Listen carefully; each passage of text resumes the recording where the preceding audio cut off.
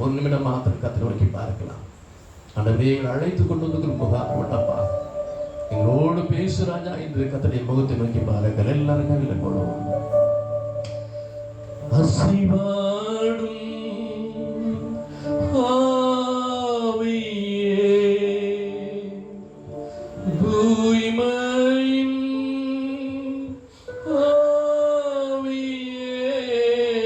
அசைவாடும் ஆவியே, தூய்மையின் ஆவியே, இடமசைய என் உள்ளம் நிரம்ப இறங்கி வாருமே. அல்லேலூயா. இடமசைய என் உள்ளம் நிரம்ப இறங்கி வாருமே. தேற்றிடுமே உள்ளங்களை இயேசுவின் நாமத்தினால். தேற்றிடுமே உள்ளங்களை இயேசுவின் நாமத்தினால். ஆற்றிடுமே காயங்களை அபிஷேக தைலத்தினால். ஆற்றிடுமே காயங்களை அபிஷேக தைலத்தினால். அசைவாடும் ஆவியே, தூய்மையின் ஆவியே, அசைவாடும் ஆவியே, தூய்மையின் ஆவியே, இடமசைய உள்ளம் நிரம்ப இறங்கி வாருமே. அல்லேலூயா. இடமசைய என் உள்ளம் நிரம்ப இறங்கி வாருமே. எங்களை கிருபையால் நேசிக்கிற பிதாவே, இந்த மகிமையான வேளை கைவிட்டு துதிக்கிறோம் அப்பா. தகப்பனே, நம்முடைய பிள்ளைகளாய் வந்து பாதத்திலே காத்திருக்கிறோம். ஆண்டவரே, கேதுரு மரங்களை முறிக்கிறதான அபிஷேக வார்த்தைகள், பெண்மான்களை ஈடுபடி செய்கிறதான வல்லமையான வார்த்தைகள் வெளிப்படுவதாக ஆண்டவரே அடிமை மூடி மறைத்துக் கொள்ளும். ஒரு நாமத்தை மாத்திரம் மகிமைப்படுத்தும். இயேசுவின் மூலம் ஜெபங்களும் நல்ல பிதாவே, ஆமென். இன்றைய தியானத்துக்கு எடுத்துக்கொண்டு நடத்தியோட வார்த்தை வாசிக்கலாம். ஓசியா தீர்க்கதரிசியின் புஸ்தகம் 11ஆம் அதிகாரம் 3ஆம் வசனத்தை எடுத்து வாசிக்கலாம். ஓசியா தீர்க்கதரிசி புஸ்தகம் 11ஆம் அதிகாரம் 3ஆம் வசனம். நான் எப்ராயிமை கைப்பிடித்து நடக்க பழக்கினேன், ஆனாலும் நான் தங்களை குணமாக்குறேன் என்று அறியாமல் போனார்களே. அநேக தேவனுடைய அங்கலாய்ப்பின் சத்தம் வேதத்தில் எழுதப்பட்டிருக்கிறது. அது குறிப்பாக எப்ராயிமை பார்த்து கர்த்தர் அங்கலாய்த்து பேசுகிறார். எப்ராயிமை நான் கைப்பிடித்து நடக்க பழக்கினேன், ஆனாலும் தங்களை குணமாக்குற தேவன் என்பதை அறியாமல் போனார்களே என்று சொல்லி கர்த்தர் அங்கலாய்க்கிறார். ஏன் கர்த்தர் அப்படி அங்கலாய்க்க வேண்டும் என்று சொல்லி அதே ஓசியா தீர்க்கதரிசி புஸ்தகத்தில் 5ஆம் அதிகாரம் 13ஆம் வசனம் சொல்லுகிறது. எப்ராயிம் தன் வியாதியையும் யூதா தன் காயத்தை கண்டபோது எப்ராயிம் அஸ்ரியனுக்கு போய் யாரையும் ராஜாவிடத்திலே ஆள் அனுப்பினான், ஆனாலும் உங்களை குணமாக்கவும் உங்களில் இருக்கிற காயத்தை ஆற்றவும் அவனால் கூடாமல் போயிற்று. எப்ராயிம் வியாதிப்பட்ட பொழுது வல்லமில் இருந்த ராஜாவை நோக்கி கடந்து போனான். பராக்கில் இருந்த ராஜாவை நோக்கி கடந்து போனான். அன்னு சொல்றாருப்பா, மனுஷன் நம்பி போனாப்பா, ஆனால் ஒரு பிரயோஜனம் இல்லை. நான் அவர்களை குணமாக்குறேன் அறியாதபடி நடந்து கொள்கிறாரே என்று சொல்லி கர்த்தர் அங்கலாய்க்கிறார். வேதம் சொல்லுகிறார், அவரே நம்மை குணமாக்குற தேவன் என்று எழுதப்பட்டிருக்கிறது. ஏசியா தீர்க்கதரிசி புத்தகத்தில் 30ஆம் அதிகாரம் 26ஆம் வசனம் சொல்லுகிறது, கர்த்தர் தமது ஜனத்தின் அடிக்காயங்களை முறிவை கட்டி அந்த அடிக்காயத்தை குணமாக்குற நாளிலே சந்திரனை வெளிச்சம் சூரியனை வெளிச்சத்தை போலவும் சூரியனை வெளிச்சம் 7 தனியா 7 பகலின் வெளிச்சத்தை போல இருக்கும் என்று எழுதப்பட்டிருக்கிறது. உங்கள் வாழ்க்கை இருக்கிற காரியங்களை தேவனாய் கர்த்தர் குணமாக்குற நாளிலே மங்கி இருந்து கொண்டிருக்கிற வாழ்க்கையை பிரகாசமுள்ள வாழ்க்கையாய் தேவனாய் கர்த்தர் மாற்றுவார் என்று வேதம் சொல்லுகிறது. இன்றைக்கு நம்ம வாழ்க்கையிலே தேவன் குணமாக்குற தேவனாய் கடந்து வந்திருக்கிறார். வாழ்க்கையின் காரியங்களை தேவன் குணமாக்கி இன்றைக்கு உங்களை ஆசீர்வதித்து அனுப்ப போகிறார். இன்னைக்கு தேவன் எந்தெந்த காரியங்களை குணமாக்குற என்று சொல்லி குறிப்பிட்ட சில காரியங்களை பார்த்து ஜெபித்து நம்ம கடந்து போக போய் முதலாவது வாசிக்கலாம். சங்கீதம் புஸ்தகத்தில் 147ஆம் சங்கீதம் 3 வசனத்தை வாசிக்க கேட்போம். சங்கீதம் 147 3ஆம் வசனம். இருதயம் நொறுங்குண்டவர்களை குணமாக்குகிறார், அவருடைய காயங்களை கட்டுகிறார். முதலாவது வேத வசனம் சொல்லுகிறது, இருதயம் நொறுங்குண்டவர்களே தேவனாய் கர்த்தர் குணமாக்குகிறார், அவருடைய காயங்களை கட்டுகிறார். இன்னைக்கு ஒருவேளை உடைந்த உள்ளத்தோடு நீங்கள் வந்திருக்கலாம். மனிதன் வாழ்க்கையில் இழப்புக்கு வரும்போது, நிந்தனைகள் வரும்போது, அவமானங்கள் வரும்போது, குறைகள் வரும்போது அநேக வழியிலே உடைந்து போய்விடுகிறோம். யோபின் வாழ்க்கையை நோக்கி பாருங்கள். வாழ்க்கையில் எல்லாவற்றையும் எழுந்து போய் இருக்கிறான். வேத வசனம் சொல்லுகிற யோபு புத்தகத்தில் 7ஆம் அதிகாரம் 15ஆம் வசனம் சொல்லுகிற, என் ஆத்துமா நொறுங்குண்டு சாகிறது, என் எலும்புகளோடு உயிரோடு போய் பார்க்கணும், மரணத்தை விரும்புகிறது. அவன் ஆத்மா சொல்லுதா, எப்பா நீ நொறுங்குண்டு சாகிறதை நான் விரும்பல, அதோட மரித்து போவதாலும். இன்னைக்கு ஒருவேளை ஏதோ ஒரு இழப்பின் மத்தியிலே உடைந்த உள்ளத்தோடு நீங்கள் காணப்படலாம். ஏதோ ஒரு காரியத்தின் மொத்தமாக இருதயம் உடைந்து போய் வந்திருக்கலாம். இன்னைக்கு தேவனாய் கர்த்தர் சொல்கிறார், உன் நொறுங்குண்ட இருதயத்தை நான் குணமாக்குவேன். அல்லேலூயா.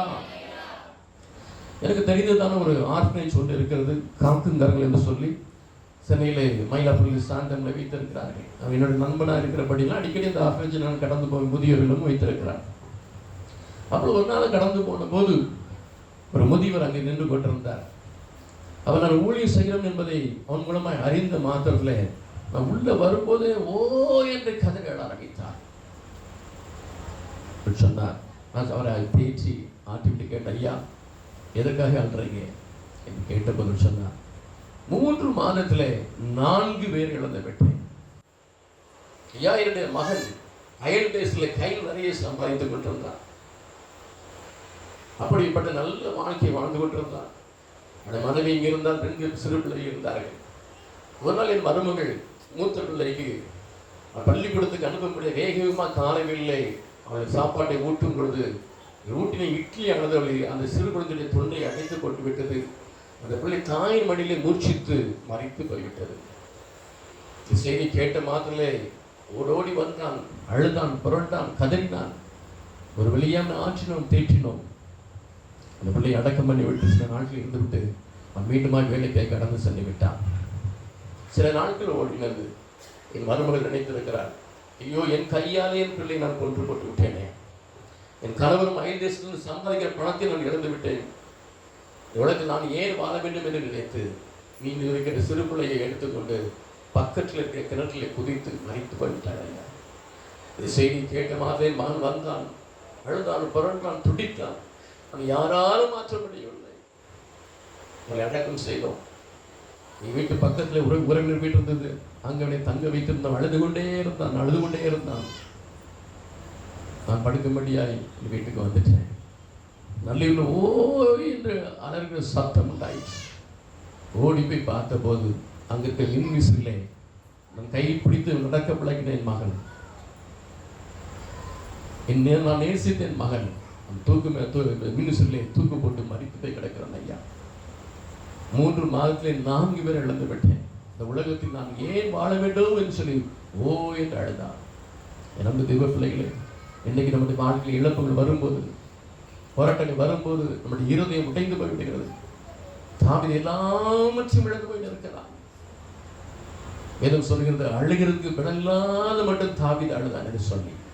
இன்றைக்கு ஏதோ ஒரு காரியத்திலே இருதயம் உடைந்த மாதிரி கடந்து வந்திருக்கலாம். கர்த்தர் சொல்கிறார், நொறுங்குண்ட இருதயத்தை நான் குணமாக்குவேன். எந்த காரியத்தில் உடைக்கப்பட்டு வந்து இருக்கிறாயோ, இன்னைக்கு நான் ஆற்றி தேற்றும் காயங்களை ஆற்றி உன் நொறுங்குண்ட இருதயத்தை குணமாக்குவேன் என்று கர்த்தர் வாக்கு கொடுக்கிறார். அன்னாளுடைய வாழ்க்கையில பிள்ளை பாக்கியம் இல்லாதபடி இருக்கிறார். வேதம் சொல்கிறது, அவள் சக்கரத்தை அணுதினம் அவளை விசனப்படுத்தினார். அவள் இருதயம் எல்லாம் உடைந்து போய்விட்டது. ஆலயத்தில் போய் பெருமூச்சு விட்டு அடுக்கிறார். அங்கு ஊழியம் செய்கிறத ஆசான ஏறி சொல்லுகிறார், எந்த மட்டும் குடித்து வெறித்திருப்பார், ஒரு குடியை விட்டு விலைக்கு போடு என்று சொல்லுகிறார். என் அன்பு திப பிள்ளையே, நம்முடைய உடைந்த உள்ளத்தை எந்த மனுஷனால் அறிந்து கொள்ள முடியாது, எந்த ஊழியக்காரனும் அறிந்து கொள்ள முடியாது. ஆனால் ஆண்டவர் அறிகிற ஆண்டவர், உன் இருதயத்தை ஆராய்ந்து அறிகிற ஆண்டவர், உன் இருதயத்தில் இருக்கிற காயத்தை கண்டு ஆற்றி தேற்றி குணமாக்குற நல்ல ஆண்டவர் சொல்லுகிறார், நொறுங்குண்ட இருதயத்தை நான் குணமாக்குவேன். சமயத்தில் ஜெபிக்கும்படியாய் ஒரு பிரசவ பகுதிக்கு கூட்டுக்கிட்டு போனாங்க. போகும்போது சொன்னாங்க, அண்ணா ஒரு வாலிபனுக்காக ஜெபிக்க வேண்டும். அவன் ஜெபிப்பதுக்கு யாரும் அனுமதி கொடுப்பதில்லை. அவனுடைய தாயார் கண்டிப்பாக அந்த பிரதரை கூட்டுவாங்க, ஏன்னா அவருக்கு கேன்சர் வழியாக கடந்து போயிருக்கிறார், ஆகவே கூட்டுவாங்கன்னு சொன்னாங்க. அந்த தம்பிக்கு போன் கேன்சர், ஆகவே வந்து ஒரு ஜோமெண்ட்டு போங்க என்று சொல்லி என்னை கூட்டி கொண்டு போனார்கள். அந்த வீட்டை அடைந்த போது அப்படி தாயார் வந்தார்கள். அவங்க சொன்னாங்க, பிரதர் ஒரு 10 நிமிஷமாவது வெயிட் பண்ணுங்க, என் பையனை கொஞ்சம் நான் சரி பண்ணிட்டு வந்துடுறேன். அவன் யாருமே ஜெபிப்பதுக்கு அனுமதி கொடுக்கவே இல்லை, ஆகவே நாங்கள் கொஞ்சம் ஆசுவாசப்படுத்திட்டு வரேன் என்று சொல்லிட்டு கடந்து போனார்கள். சொன்ன போலவே ஒரு 10 நிமிஷம் கழித்து வீட்டு வந்தாங்க. ஐயா வாங்க ஐயா வந்து ஜெபம் பண்ணுங்க என்று சொல்லி கூட்டி கொண்டு போனார்கள். எலும்பு தோளுமாக ஒரு வாலிபன் படுத்து கிடந்தான். என்னை பார்த்த மாத்திரை கண்களில் அவனுடைய கோபத்தை பார்க்க முடிந்தது. அவன் கத்தி சொன்னான், எனக்காக ஜெபிக்க வேண்டாம், எனக்காக ஜெபிக்க வேண்டாம். நான் மெய்யிலான பார்த்து கொண்டே இருந்தேன். அவன் சொன்னான், எனக்கு ஏன் இந்த வியாதியை கடவுள் கொடுக்க வேண்டும்? ஐயோ என் உடம்பெல்லாம் எரிகிறது, என் எலும்புக்குள் தீப்பிடித்து எரிகிறது. ஐயோ உச்சல் அந்த உள்ளங்கால் மணிக்கு வழியால் துடிக்கிறேன், என் இருதயம் உடைந்து போயிருக்கிறது. இங்க இருக்கிற பிரபலமான மருத்துவமனையில் சொல்லுகிறார்கள் 1 கோடி ரூபாய் பணம் செலவாக என்று சொல்லுகிறார்கள். அப்படி கொடுத்தாலும் ஒரு காப்பாற்ற முடியாது என்று சொல்லுகிறார்கள். ஐயோ அழுதிலும் நரக வாழ்க்கை வாழ்ந்து கொண்டிருக்கிற இருதயெல்லாம் உடைந்து போயிருக்கிறது, வேண்டாம் எனக்கு செபிக்க வேண்டாம். நான் ஆண்டவருக்காக எவ்வளவு வைராக்கியம் இருந்திருப்பார் என்று சொல்லி அறியாமல் கையை காட்டினான். அதுல இயேசுவின் படம் வரையப்பட்டிருந்தது. சொன்னா பாருங்க, அவர் படத்தை நான் வரைஞ்சு வச்சிருக்கிறேன். எனக்கு ஏன் வேதனை? ஐயோ நான் ஒவ்வொரு நாளும் உடைந்து போய் கிடக்கிறேன், வேண்டாம் எனக்கு ஜெபிக்க வேண்டாம். பாப்பா சொன்ன, தம்பி இதே வழியாக தான் நான் கடந்து போயிருக்கிறேன், இதே வழியாக நான் கடந்து போயிருக்கிறேன். என் சரீரமெல்லாம் உடைந்து போயிருக்கிறது, எலும்பு தோளுமாக வேதனை அனுபவித்த நான் ஒவ்வொரு நாளும் பாடுகளை சுமந்தவனாய் நான் கடந்து போயிருக்கிறேன். என் வாழ்க்கையெல்லாம் உடைந்து போனது, மனிதர்கள் எல்லாம் மறந்து போனார்கள். ஆனால் ஆண்டவர் மறக்கல, அவருடைய கண்கள் என்னை மறக்கல. மனிதர்கள் எல்லாம் கண்ணை மூடிக்கொண்டார்கள். நான் இந்த மனைவி மாத்திரம் அனாதை போல் பரதேசி போல் கிடந்தோம். நான் கர்த்தரை மறக்கல. உடைந்து நொறுங்கி போன என்னை கர்த்தர் ஆற்றி தேற்றினார், உருவாக்கி ஆசீர்வதித்தார். அதே ஆண்டவர் இன்றைக்கு ஜெபிக்கிறார். அவர் நேற்று இன்று மாறாத ஆண்டவர். உன் காயங்களை கட்டுவார், உன்னை குணப்படுத்துவார், உன்னை ஆசீர்வதிப்பார். உடைக்கப்பட்ட நேரத்தில் எல்லாம் என்னை உருவாக்கின கிருபை இது. உடைக்கப்பட்ட நேரத்தில் எல்லாம் என்னை உருவாக்கின கிருபை இது.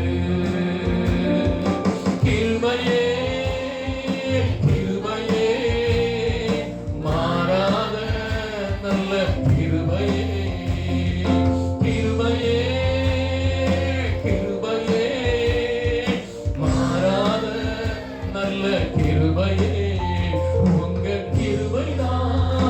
என்னை தாங்குகின்றது உங்க கிருபைதான், என்னை நடத்துகின்றது உங்க கிருபைதான், என்னை தாங்குகின்றது உங்க கிருபைதான், என்னை நடத்துகின்றது. இன்னைக்கு உடைக்கப்பட்டு வந்திருக்கிறாயோ, கர்த்தர் உடைய காயங்களை ஆற்றுவார். நிச்சயமாகவே நொறுங்குண்ட உங்களை கர்த்தர் குணமாக்குவார் என்று வாக்கு கொடுத்திருக்கிறார். ஒரு மீட்டிங்காக கோயம்புத்தூர் போயிட்டு வந்தேன். ஒரு கன்வென்ஷனுக்கு பேசிட்டு வந்தபோது அப்பொழுது நான் நிறைய டிவி நிகழ்ச்சியில் பங்கு பெறுவது வழக்கம். அவ்வளோ ஒரு அருமையான சகோதரி தொலைபேசியில் தொடர்புன்னு சொன்னாங்க. ஐயா திருமணம் முடிந்து கிட்டத்தட்ட 10 வருடங்கள் ஆகிவிட்டது. என் கணவரின் முகத்தை பார்த்து கூட பேசுவது கிடையாது. நேசிக்க வேண்டிய என் கணவரே என்னை நேசிக்காதபடி வெறுக்கிறார். ஐயோ நரக வாழ்க்கை வாழ்ந்து கொண்டிருக்க இருதயமெல்லாம் உடைந்து போய்விட்டது, இந்த உலகத்தில் நான் ஏன் வாழ வேண்டும் என்று தவிக்கிறேன். அன்பு பிள்ளையே, இன்றைக்கு அன்பு காட்ட வேண்டிய அன்பு காட்டாதபடி உடைந்து போய் இருக்கிறாயோ, நேசிக்க வேண்டிய பிள்ளையை நேசிக்காதபடி உடைந்து போய் இருக்கிறாயோ, உன் இருதயத்தை கர்த்தர் பார்த்து கொண்டிருக்கிறார். இன்னைக்கு குணமாக்குவேன் என்று கர்த்தர் வாக்கு கொடுத்திருக்கிறார். உன் நொறுங்குண்ட இருதயத்தை தேவனாய் கர்த்தர் இன்னைக்கு குணப்படுத்துவார், ஒரு காயங்களை ஆற்றுவார்.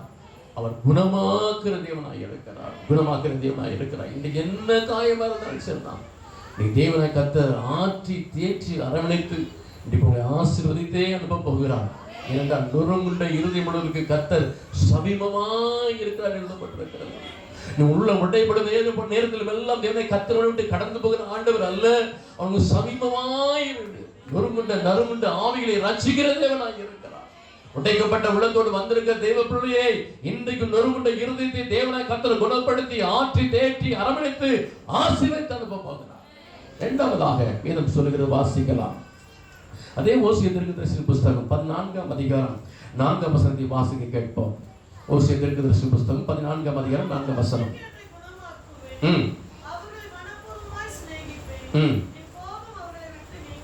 நான் அவர்கள் சீர்கேட்டை குணமாக்குவேன், மனப்பூர்வமாய் அவர்களை சிநேகித்தேன், என் கோபம் அவள் விட்டு நீங்கிற்று.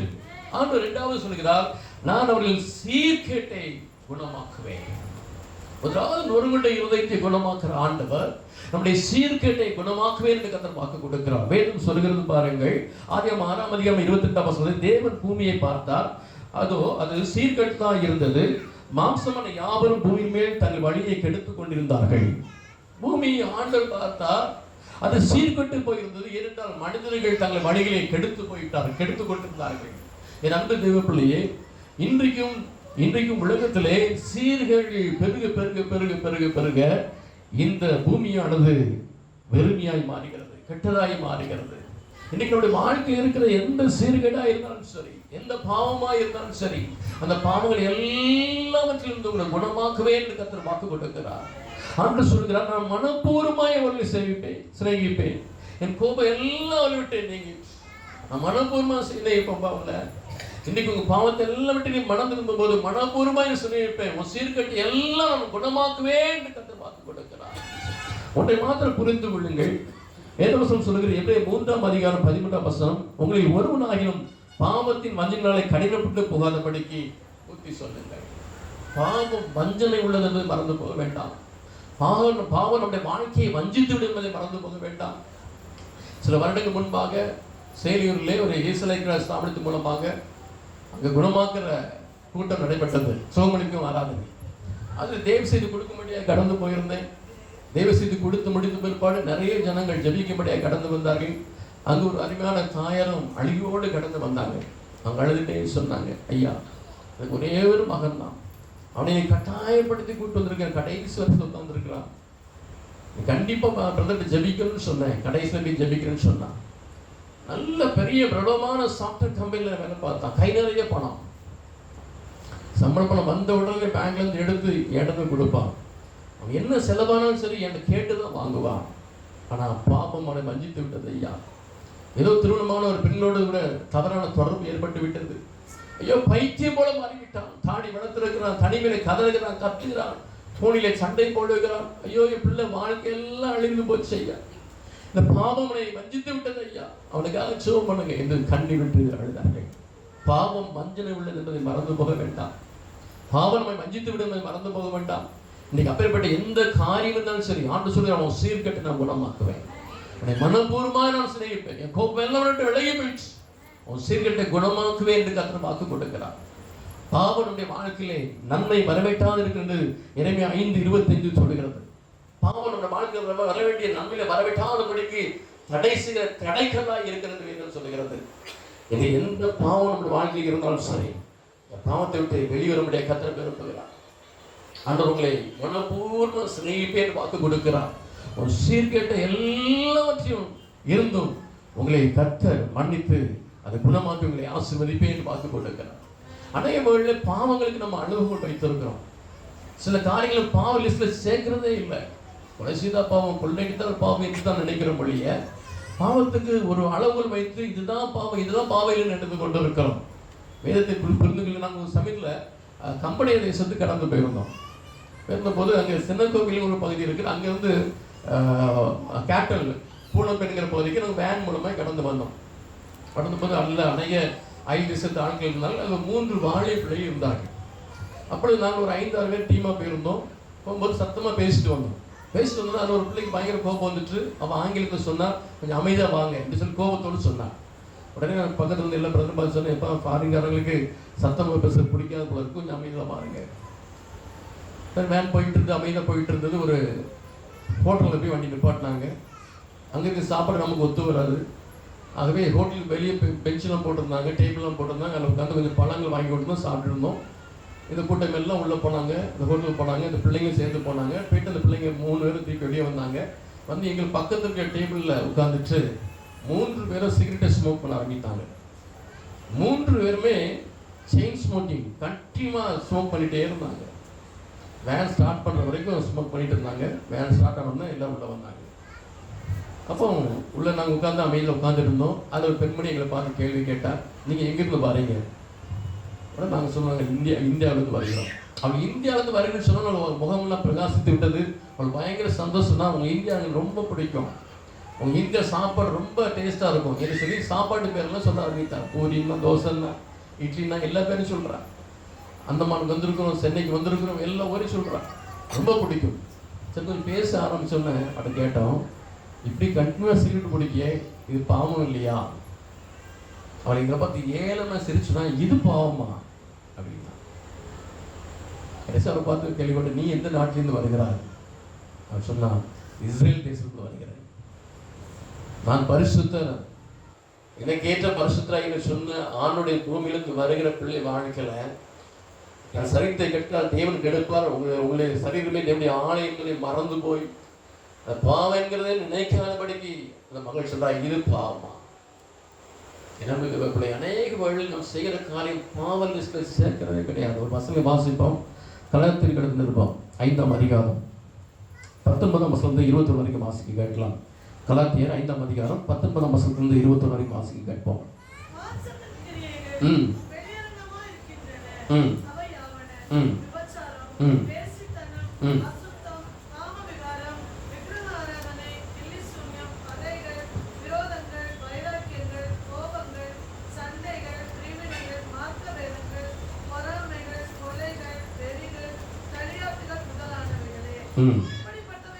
இப்படிப்பட்டவர்களை செய்கிறவர்கள் தேவனுடைய ராஜ்யத்தை சுதந்திரிப்பவர்கள் என்று முன்னே நான் சொன்னது போல. சரி, இப்ப நீங்க பாருங்க, மேசித்தனம் இருக்கா அப்படின்னு அவங்கள பார்த்து கேட்டோம்னா தைரியமா சொல்லுவீங்க இல்லை. விக்ரான் இருக்கா? தைரியமா சொல்லுவீங்க இல்லை, இல்லையா? அப்படிதானே? பகைகள் இருக்கா இல்லையா? டஜன் கணக்கு. சண்டை இருக்கா? இன்னைக்கு தான் வீட்டுக்கார சண்டை போட்டு வந்தேன், இன்னைக்கு பார்த்து கேள்வி கேட்கிறேன் அப்படின்னு நினைக்கிறீங்க இல்லையா? கோபம் இருக்கா? நிறையவே இருக்கு. வைராக்கியம் இருக்கா? நிறையவே இருக்கு. ஆனால் நம்ம என்ன சொல்றோம், நாங்கள் தான் பணத்துக்கு சொந்தக்காரங்க.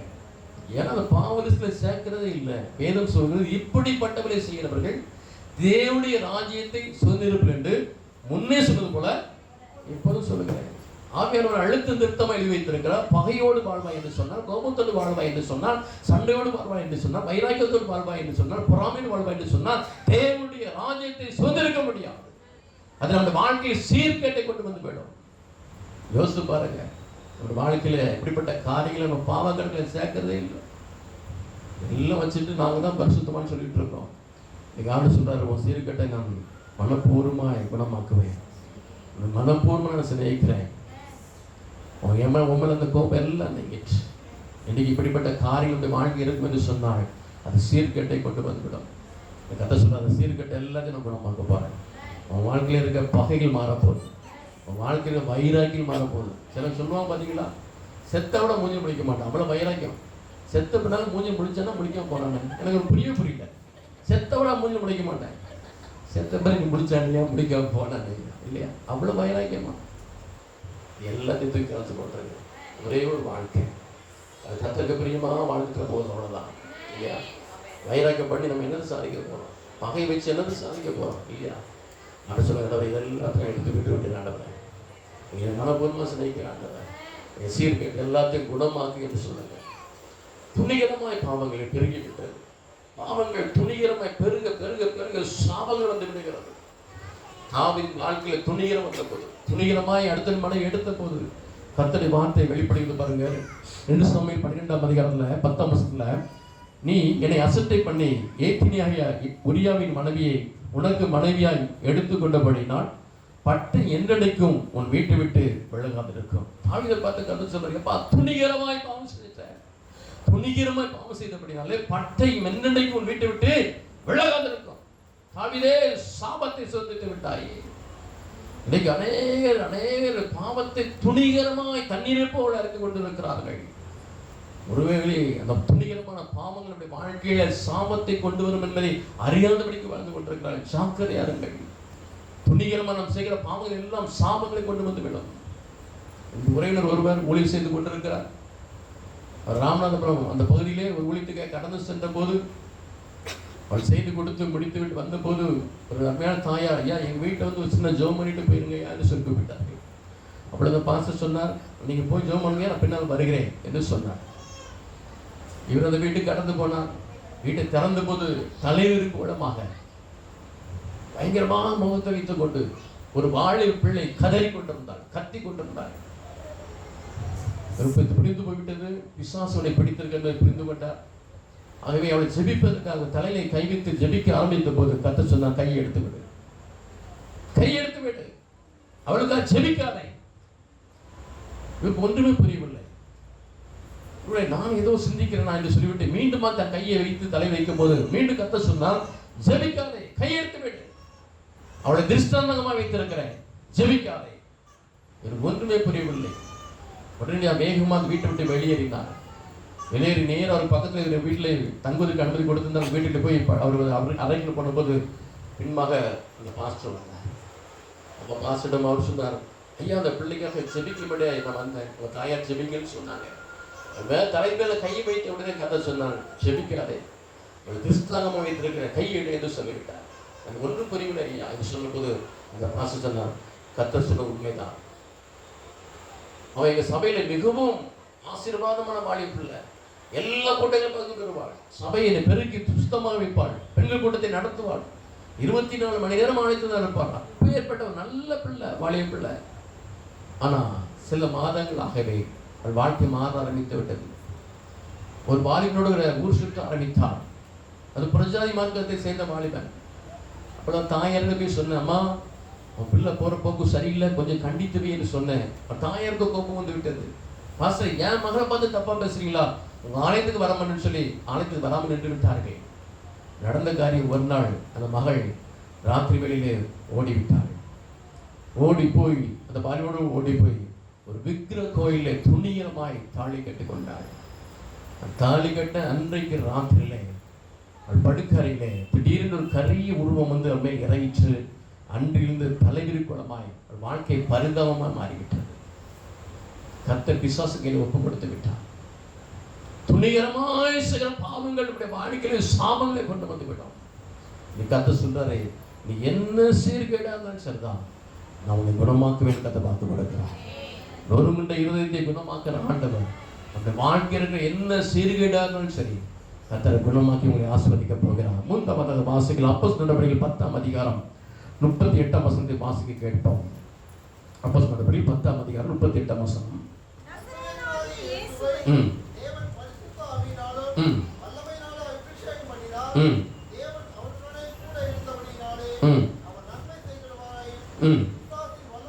பிசாசின் வல்லமையில் அகப்பட்ட யாவரையும் குணமாக்குகிறவராய் சுற்றி திரிந்தார். மூன்றாவது கர்த்தர் செய்கிற காரியம், பிசாசின் வல்லமையில் அகப்பட்ட யாவரையும் குணமாக்குற ஆண்டவர். ஒருவேளை நம்முடைய வாழ்க்கையில் கூட பிசாசின் கிரியினால் அகப்பட்டிருக்கலாம், பிசாசின் வல்லமையில் அகப்பட்டிருக்கலாம். பிசாசு குறித்து வேதம் சொல்கிறது, யோவான் 10ஆம் அதிகாரம் 10ஆம் வசனத்தில், திருடன் திருடவும் கொல்லவும் அழிக்கும் வருகிறான் என்று வேறு ஒன்றுக்கும் வரான். அவள் திருடன், அந்த வாழ்க்கையில் சமாதானத்தை திருடி விடுவான், அவள் வாழ்க்கையில் இருக்கிற நன்மைகளை திருடி விடுவான்.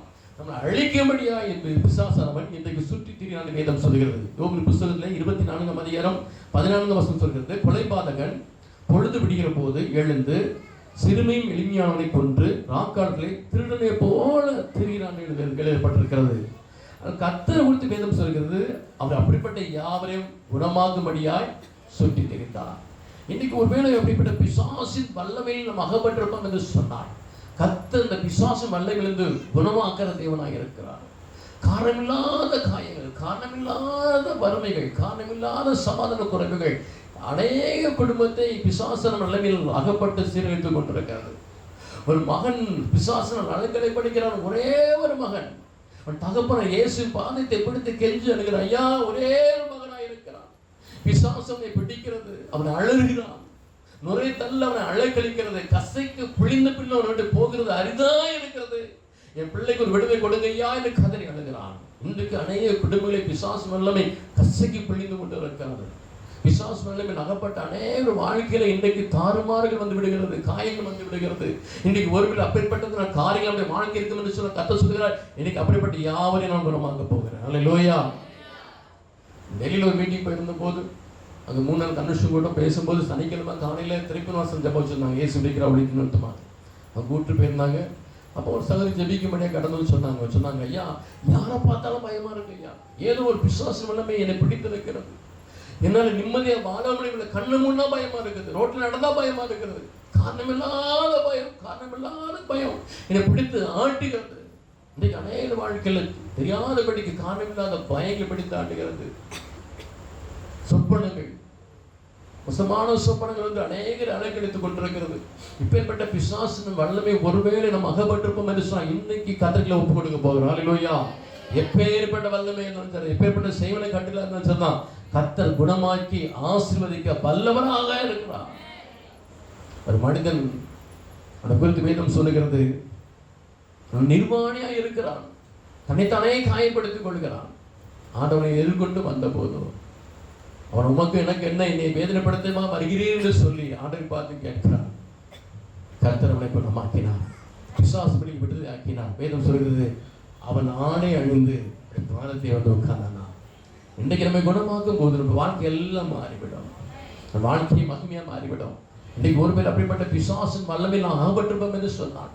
கர்த்தர் இன்றைக்கு குணமாக்கி நம்மை ஆசீர்வதிக்க வல்லவராக இருக்கிறார். எனக்கு தெரிந்த ஒரு குடும்பம் புறஜாதி மார்க்கத்தை சேர்ந்தவர்கள் தான். அவர்கள் நாகர்கள் பகுதியில் வள்ளியூருங்கிற பகுதியில் வாழ்ந்து கொண்டிருந்தார்கள். பக்கத்தில் பாகைக்குளம் அவங்க ஊர். அப்போ எங்கள் குடும்பத்தில் நல்ல ஐக்கியம் இருந்தது. அவர்களுடைய மூத்த மகள், அவர் பேர் தமிழரசி. அவருக்கு வந்து அவங்க சொந்தத்தில் பொண்ணு கேட்டாங்க, அவங்க வீட்டில் கொடுக்கல. ஆகவே அந்நியத்தில் வேற ஒரு மனிதனுக்கு திருமணம் முடித்து கொடுத்தார்கள். திருமணம் முடித்து கொடுத்த சில மாதங்களிலே அவர் வாந்தி எடுக்க ஆரம்பித்தாள். அவள் சரீரமெல்லாம் மெலிந்து போக ஆரம்பித்தது. அவள் பெற்றோர் நினைத்தார்கள் அவர் கர்ப்பம் உண்டாயிருப்பார் என்று நினைத்தார்கள். ஹாஸ்பிட்டல் கொண்டு போய் காட்டின போது அவங்க சொன்னாங்க, அப்படி எதுவுமே இல்லை, வேற எந்த வியாதியும் இல்லை என்று சொல்லி அனுப்பி வைத்து விட்டார்கள். அதுக்கு போய் வீட்டுக்கு வந்த பிற்பாடு ராத்திரியிலே அலற ஆரம்பித்தாள். அப்படிதான் புரிந்தது, ஏதோ நடந்திருக்கிறது. அலற ஆரம்பித்தாள், கத்த ஆரம்பித்தாள். அவள் ஏதோ ஒரு பிசாசின் வல்லமை அலக்கழித்து கொண்டிருந்தது. அவள் இந்துவாக இருந்தபடினாலே பக்கத்தில் இருக்க கேரளாவுக்கு சென்று அங்கே இருக்க சில மந்திரவாதிகளை அழைத்து கொண்டு வந்தார்கள். அவர்கள் அதை எல்லாவற்றையும் பார்த்துட்டு சொன்னாங்க, இவள் பெருந்துக்கு கூப்பிட்டு போகிறோம் என்று சொல்லி அவள் சாப்பாட்டிலே மந்திரிக மருந்தை கலந்து கொடுத்து விட்டார்கள். அதை எடுப்பவர்கள் எளிதான காரியம் கிடையாது. ஒரு காரியம் நாங்கள் செய்கிறோம், ஒரு வீட்டை சுற்றிலும் தகடில் வைக்கிறோம், நீங்கள் இந்த பிள்ளையை வெளியே மாத்திரம் கூட்டிக் கொண்டு போக வேண்டாம், இந்த வீட்டை தாண்டி என்று சொல்லிவிட்டு வீட்டை சுற்றத்தில் தகடில் பதித்து விட்டு கடந்து போனாங்க. உணவு மிகவும் அமைதியாக இருந்தாள். அவன் சொன்னால் எனக்கு பசிக்கிறது, மீன் குழம்பு வைத்து தாருங்கள் என்று சொன்னாள். மீன் குழம்பு வைத்து கொடுத்தார்கள். அதை குறித்து தான் என்னோட குலதெய்வம் வந்து கோயிலுக்கு என்னை கூட்டு போங்க என்று சொன்னாள். அந்த குலதெய்வம் கோயிலுக்கு ஏரல் பகுதிக்கு அழைத்து கொண்டு போனார்கள். அந்த கோயில் பக்கத்தில் வந்தபோது அந்த பிரகாரத்துக்கு நுழையிற வழியில பள்ளத்த சத்தமாக சிரித்தாள். சிரித்துவிட்டு சொன்னாள், ஏமாற்றி விட்டேன் பார்த்துக்கிறேன் என்று சொல்லிவிட்டு அப்படியே விழுந்து மதித்து போய்விட்டாள். நடந்த சம்பவம். உடனே அவள் மேல் வைத்திருந்த அந்த மாந்திரிக வல்லமை அவனை தம்பி தாக்க ஆரம்பித்த. அவன் பேர் முருகேசன். அவனும் வியாதி படுக்கையில் கலவிடப்பட்டு கிடந்தான். அப்படித்தான் எங்களுக்கு இந்த செய்தி கேள்விப்பட்டோம். அவனை சென்னைக்கு அழைத்து கொண்டு வாங்க என்று சொன்னோம். அழைத்து கொண்டு வந்தார்கள். அவனுக்காக தேவப்பிள்ளை இணைந்து ஜெபிக்க ஆரம்பித்தோம். கர்த்தர் அந்த பிசாசு பிடித்து விடுதலை கொடுத்தார். அல்லேலூயா. இன்னைக்கு ஜான் ஸ்டீவன் என்று சொல்லி கர்த்தருடைய பிள்ளையா வாழ்ந்து கொண்டிருக்கிறான். இன்னைக்கு எப்பேற்பட்ட வல்லமையா இருந்தாலும் சொல்றான், எப்பேற்பட்ட வல்லமையா இருந்தாலும் சொல்றான், கர்த்தர் உங்களை குணமாக்கி உங்களை ஆசீர்வதிக்க வல்லவராக இருக்கிறார். கடைசியாக வசனத்தை வாசிக்கலாம். சங்கீதம் 103 சங்கீதம் 3 வசனத்தை வாசிக்க கேட்போம். சங்கீதம் 103 3 வசனம். அவர் உன் அக்கிரமங்கள் எல்லாம் மன்னித்து உன் நோய்கள் எல்லாம் குணமாக்கிப்போம். அதாவது ஒரு சீர்கேட்டை காயங்களை ஒருங்குண்ட இருதயத்தை குணமாக்குற ஆண்டவர், இந்த சீர்கேட்டை குணமாக்குற ஆண்டவர், பிசாசின் வல்லமிருந்து குணமாக்குற ஆண்டவர், கடைசியாக நம்முடைய நோய்கள் எல்லாவற்றையும் குணமாக்குற நல்ல ஆண்டவர். அல்லேலூயா. அந்த நாட்டில் ஒரு பழமொழி உண்டு, நோயற்ற வாழ்வே குறையற்ற செல்வம். ஒரு மனிதனுடைய வாழ்க்கையில நோய்கள் வந்த போது ஒரு வாழ்க்கை கில்லாய் மாறி விடுகிறது. இன்னைக்கு என்ன வியாதியா இருந்தாலும் சரி, எப்பேற்பட்ட வியாதியா இருந்தாலும் சரிதான், என் தேவனாய் கர்த்தர் குணமாக்குவேன் என்று வாக்கு கொடுத்திருக்கிறார். இன்னைக்கு என்ன பலவீனத்தோடு நீ வந்திருப்பாயோ இதே பலவீனத்தோடு நீ போக போறதில்லை. இந்த இடத்தை விட்டு கடந்து போகும்போது கர்த்தர் உங்களை குணமாக்கி அனுப்ப போகிறார். எந்த இடத்துல எந்த இடத்துல உங்களை குணமாக்க வேண்டுமோ அந்த காரியத்தை செய்து கர்த்தர் உங்களை ஆசீர்வாதமா இன்னைக்கு அனுப்ப போகிறார். இன்னைக்கு என்ன வியாதியா இருந்தாலும் அதை பத்தி கவலைப்பட வேண்டியது அவசியமே இல்லை. ஒருவேளை மருத்துவர் சொல்லியிருக்கலாம், இந்த வியாதியை நீ கடைசி வரைக்கும் சுமக்கத்தான் வேண்டும் என்று சொல்லியிருக்கலாம், கடைசி வரைக்கும் மருந்து எடுத்தான் ஆக வேண்டும் என்று சொல்லியிருக்கலாம். இன்றைக்கு கர்த்தர் சொல்லுகிறார், இன்றைக்கு நான் உன்னை குணமாக்க போகிறேன். எப்பேற்பட்ட வியாதியா இருந்தாலும் சரி கர்த்தர் உங்களை குணமாக்கி அனுப்ப போகிறார். ஆண்டவரை குறித்து வேதம் சொல்லுகிறார், நம்மை குணமாக்குற ஆண்டவர். எப்பேற்பட்ட வியாதியா இருந்தாலும் சரிதான், சகல வியாதி குணமாக்குற ஆண்டவர். 38 வருஷமா மனிதன் கிடக்கிறான் பெதஸ்தா குளத்தை அருகாமையிலே. தேவதூதன் குளத்தை கலக்கும் போது யாராவது ஒன்று கொண்டு போய் குளத்தில் இறக்கினாள், முதலாவது இறக்கினாள், அவன் குணமாக்கப்படுவான். அனுதினமும் தவிக்கிறான். அவன் பெற்றோர் மறந்து போனார்கள், சொந்தங்கள் மறந்து போனார்கள், உறவினர் மறந்து போனார்கள், எல்லாரும் மறந்து போனார்கள். அனாதையா பரதேசே கிடக்கிறான். கர்த்தர் மறக்கல, தேடி வந்து கர்த்தருடைய குணமாக்கினார். 38 வருஷமா அந்த வியாதி ஒரு நொடியிலே மறைந்து போய்விட்டது. 12 வருஷமா பெரும்பாலோட இருக்கிற எல்லாத்தையும் செலவழித்து ஒரு பிரயோஜனம் இல்லை. கர்த்தருடைய சரீரத்தை தொட்ட மாத்திரமே வல்லமையோடு குணமாக்கிட்டு இன்னைக்கு எப்ப எத்தனை வருஷ வியாதியா இருந்தாலும் சரிதான், சன போலே குணமாக்க தேவன் வல்லவராய் இருக்கிறார். 18 வருஷமா கூடியாய் கிடக்கிறாள். கர்த்தரை தொட்டு எப்பொழுதுமே நிமிர முடியாதபடி கூடியா இருக்கிறவனை தொட்டு கர்த்தர் குணமாக்கினார். இன்றைக்கு என்ன வியாதியா இருந்தாலும் என் தேவனாய் கர்த்தர் குணமாக்க வல்லவராய் இருக்கிறார். இன்றைக்கு கர்த்தர் அனுபவத்தோடு அனுப்ப போகிறார். இந்த மாலை ஒரு ஆச்சரியத்தின் மாலையா மாற போகிறது. நம்மை குணமாக்குறார். 2005ஆம் வருடத்துல இன்னைக்கு வியாபார விஷயமாக நான் திருத்தணி பகுதிக்கு நான் கடந்து போயிருந்தேன். சொன்னது போல எங்க மேனேஜர் வீட்டில் தாங்கி இருந்த போது நடுராத்திரி வழியிலே பாத்திரம் சென்றுட்டு வந்த போது அப்படியே கண்கள் நான் இருண்டு போய்விட்டது. அப்படி நிலை குளிர்ந்து கீழே விழுந்து விட்டேன். சிறிது நேரம் உணர்வே கிடையாது. அப்போ தண்ணீர் கொஞ்ச நேரம் கழிச்சு உணர்வு வந்த போது தண்ணீர் கொடுத்து விட்டு யோசித்து பார்த்து கொண்டிருக்கிறேன். ஐயோ, ஒரு நாளைக்கு சம்பவித்ததே இல்லையே என்று சொல்லி யோசித்து அவர் படுத்து விட்டேன். காலை எழும்பும் போது கொஞ்சம் கூட பலம் இல்லை, சாப்பிட்றதுக்கு மனதில்லை. எப்படி தட்டுத்தன மாதிரி சென்னைக்கு காரில் வந்து கேம்ப் ரோட் பக்கத்தில் இருக்கிற ஒரு சின்ன கிளினிக்ல போய் காட்டிய போது அவர் சொன்னார், ஒரு நாடி திருப்பெல்லாம் குறைவா இருக்கிறது, நாளைக்கு காலையில் வா, ஒரு ரத்தத்தை எடுத்து பரிசோதனை பண்ண வேண்டும் என்று சொன்னார். காலை எலும்பு கூட படம் கிடையாது, 2 அடி எடுத்து வைத்தாலும் கண்ணில் இருண்டு போய்விடும், தலைச்சுட்டு கீழே விழுந்து விடுவேன். இனி மாலை வேளையிலே என் மனைவி வலுக்கட்டாயமா என்னை கூட்டிக் கொண்டு போன போது அந்த மருத்துவர் சொன்னார், இவனை காலையில் தானே வர சொன்னேன். ஆச்சு, ஐயா ரொம்ப டயர்டா இருக்கு, ரொம்ப பலவீனப்பட்டு இருக்கிறேன், எனக்கு ஒரு ட்ரிப்ஸ் மாத்திரையே தருங்க. அவர் சொன்னார், உனக்கு இப்போ ட்ரிப்ஸ் ஏற்றுக்கு இந்த ஹாஸ்பிட்டல் வசதியில் பக்கத்தில் கிறிஸ்துதாஸ் ஆஸ்பத்திரி இருக்குது, அங்கு போகலாம் என்று சொல்லி அங்கே அனுப்பி வைத்தார். அங்கு சொன்ன போது ட்ரிப்ஸ் ஏற்றினார்கள், ரத்தத்தை எடுத்து பரிசோதித்தார்கள். மீண்டும் ரத்தத்தை எடுத்து பரிசோதிக்கும்படியாய் ஒரு ரட்சிக்கப்பட்ட சகோதரி வந்தார். உடனே மனைவி அவர்களே பார்த்து கேட்டாங்க, அம்மா இவருடைய கணவருடைய ரத்த அணுக்கெல்லாம் சரியா இருக்கிறதா? உடனே அவருடைய முகம் மாறிவிட்டது. அந்த சிஸ்டர் சொன்னாங்க, அவர் இந்த நிமிஷத்துல பேசிக்கிட்டு இருப்பதே ஆச்சரியமான காரியம். அவருடைய உடம்புல ரத்தமே இல்லை, அவர் உயிரோடு இருப்பதே ஆச்சரியமான காரியம். அவன் எங்கள் டவுட்ல தான் மீண்டும் ரத்தத்தை எடுத்து பரிசோதிக்க முடியாது வந்திருக்கிறோம், வேகமா ஏதாவது பெரிய மருத்துவமனைகளை அவரை சேர்த்து விடுங்க என்று சொன்னபோது முகப்பெருக்கு ஒரு மருத்துவமனை கொண்டு போனார்கள். அவங்க சொன்னாங்க, இவருடைய உடம்புல ரத்தமே இல்லை, ஏற்ற எங்கிட்ட ரத்தம் கிடையாது, வேகமா வந்து பக்கத்துல விஜய மருத்துவமனை இருக்கு வடபடியில், அங்கு கொண்டு போங்க, இல்லை அப்பளோ கொண்டு போங்க என்று சொன்னார்கள். 5ஆம் தேதி 5ஆம் மாதம் 2005ஆம் வருடம் இந்த திருப்பையை வாழ்க்கையில் மறக்கவே முடியாது. அன்றைக்கு விஜயாசனில் கொண்டு போய் சேர்த்தார். ராத்திரி முழுது ரத்தம் ஏற்றப்பட்டது, பிளேட்லெஸ் ஏற்றப்பட்டது. காலையிலே தாமஸ் ஜார்ஜ் டாக்டர் வந்தார். என்னை பார்த்து சொன்னார், தம்பி இந்த அளவுக்கு ரத்தம் குறைந்திருக்கும் என்று சொன்னால் 3 காரியம் உங்கள் வாழ்க்கையில் இருக்க வேண்டும். 3 காரியம் ஏதோ ஒன்று இருக்க வேண்டும். 1 ஹெவி இன்ஃபெக்ஷன், அதிக நோய் தொற்றாக இருக்க வேண்டும், இல்லாவிட்டால் டிபி வியாதி முற்றி இருக்க வேண்டும், இல்லாவிட்டால் பிளட் கேன்சர் இருக்க வேண்டும். இந்த 3க்கு நாங்கள் டெஸ்ட் எடுக்க போகிறோம். முதல் 2 காரியம் வந்தால் பிரச்சனை இல்லை, ரத்த புற்றுநோய் இருக்கக்கூடாது என்று சொல்லிவிட்டு கடந்து போனார்கள். 3 காரியங்கள் டெஸ்ட் எடுத்தார்கள். ரத்த புற்றுநோய் சொல்லி போன் மேர பயாப்சி டெஸ்ட் எடுத்தார்கள். கையும் காலையும் இருக்க பெண் பண்ணி பிடித்து வைத்துக் கொண்டார்கள். இந்த முதுகு தண்டத்தில் கடைசி எலும்புகளை ஊசியை ட்ரில் பண்ண ஆரம்பித்தார்கள். ஊசி ட்ரில் பண்ணி இந்த எலும்புகள் இந்த ஊசி போகும்போது மரணவேதியா இருந்தது. கத்தினேன், கதறினேன், துடித்தேன், என் கையும் காலையும் இறுக்கமாய் பிடித்து வைத்துக் கொண்டார்கள். அந்த போன் மேரவை உரிந்தெடுத்து அதை அப்போலோ மருத்துவமனைக்கு அனுப்பி வைத்தார்கள். 3 நாள் கழித்து அந்த ரிசல்ட் வந்தது. அந்த ரிசல்ட் பேப்பரை என் உறவினர் வாங்கி கொண்டு வந்தார். டாக்டரின் காண்பிப்புக்காக நாங்கள் காத்திருந்தோம். டாக்டர் வந்தபோது ஒரு கரத்திலே அந்த ரிசல்ட் பேப்பர் கொடுத்தபோது வாங்கி பார்த்து விட்டு கேட்ட முதல் கேள்வி, உங்களுக்கு எத்தனை பிள்ளைகள் இருக்கிறாங்க? என் மனைவி சொன்னார், 2 சிறு பிள்ளைகள் இருக்கிறாங்க ஐயா. அவர் சொன்னார், வரக்கூடாத வியாதி வந்திருக்கிறது, உன் கணவருக்கு வந்திருப்பது ரத்த புற்றுநோய், பிளட் கேன்சர். இதுக்கு அந்த அளவுக்கு ட்ரீட்மெண்ட் எங்கள் ஹாஸ்பிட்டலில் கிடையாது. ஆனாலும் கங்காதரன் கேன்சர் டாக்டர் ஒருத்தர் இருக்கிறாரு, அவர் லீவ்ல போயிருக்கிறார். 1 வாரம் கழிச்சு அவரை சந்தித்து விட்டு என்ன முடிவெடுக்க வேண்டும் எடுக்கல என்று சொல்லிவிட்டார். ரத்த புற்றுநோய் என்று நமது குடும்பம் எல்லாம் ஆட தொடங்கிவிட்டு ஏதோ நம்பிக்கை வைத்துக் கொண்டு சொன்ன டாக்டரை ஒரு வாரம் கழித்து சந்தித்தோம். கங்காதரன் டாக்டர். அவர் என்ன எல்லா பேப்பர்ஸையும் பார்த்து கொண்டிருந்தார். அவரை பார்த்து கேட்டேன், டாக்டர் இந்த வியாதிக்கு ட்ரீட்மெண்ட் எடுத்தான் ஆகணுமா அப்படின்னு கேட்டேன். அவரை புரிந்து கொண்டார். சொன்னார், தம்பி நீ வெளியரங்கமாக பேசுகிறாய், நானும் வெளியரங்கமாக சொல்லுகிறேன். உன்னுடைய வாழ்நாள் 30 நாட்கள் மாற்றலாம். Only 30 days of life. அடையாருக்கு போகாத. ஒன்று அப்போலோ, இல்லை வேலூர் சிஎம்சி, டெல்லியில் ஒரு இன்ஸ்டியூட், இந்த 3ல் ஏதாவது ஒரு சூஸ் பண்ணி நேரத்தை வீணடிக்காத, வேகமாக போ என்று சொல்லி ஒரு லெட்டரை கொடுத்து வேகமாய் துரிதப்படுத்தி அனுப்பி வைத்து விட்டார். அந்த ஆர்காட் ரோட்ல என் மனைவி பைத்தியக்காரி போல ஓ என்று கதறி அழுத்தார். 30 நாட்கள் தான் வாழ்க்கை. அதுக்கு அடுத்த நாள் வேலூர் மாவட்டத்தில் இருக்கிற சிஎம்சி மருத்துவமனை சேர்க்கப்பட்டேன். அதே போன் மர பயாப்சி, அதே வேதனை. அதன் முடிவும் இரத்த புற்றுநோய் என்று வந்தது. விக்ரமன் டாக்டர் என்னை பார்த்து கேட்டார், தம்பி உனக்கு வந்திருக்க வியாதி என்ன தெரியுமா என்று கேட்டார். நான் சொன்ன, டாக்டர் எனக்கு பிளட் கேன்சர் வந்திருக்கிறது. நீ ஏற்றுக்கொண்ட நலமான காரியம். உனக்கு நாங்கள் கொடுக்குற ட்ரீட்மெண்ட் கொடிதான். நாங்கள் கொடுக்குற ஹீமோதெரப்பி உன் சரீரத்தில் உன் அமையத்தில் எந்த அவைகளையும் பாதிக்கலாம். உன் நுரையிலே பாதிக்கலாம், உன் ஈரலை பாதிக்கலாம், உன் இருதயத்தை பாதிக்கலாம், மூளையை பாதிக்கலாம், எதை வேண்டுமானும் பாதிக்கலாம். வேறு வழி இல்லை. இந்த பாதை வழியாக தான் கடந்து போக வேண்டும் என்று சொல்லி லைன் போட வேண்டும் காத்திரு என்று சொன்னார்கள். ஒரு பெரிதான டியூபை ஊசியின் மூலமாய் நரம்புக்குள் ஏற்றுவார்கள்.